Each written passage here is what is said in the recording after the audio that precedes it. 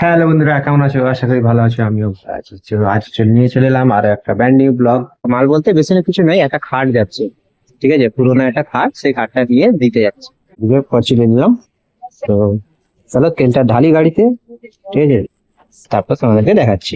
মানে সাপে পড়বে, তো সেটা তোমাদেরকে দেখাচ্ছি। দেখো খানিকটা যাওয়ার পরেই পড়বে। ঠিক আছে, এই দেখো চলে এলাম আমরা। এই সাপের খানিকটা আসলাম, আসার পরেই আমাদেরকে যেতে হবে ডান দিকে।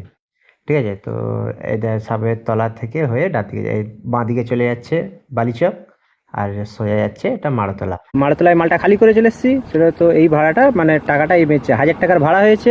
তো 1000 টাকা ভাড়ায় মোটামুটি 200 টাকার তেল গেছে। তো 200 টাকার তেল গেছে, তো সেই তেলে মোটামুটি 800 টাকা হয়েছে।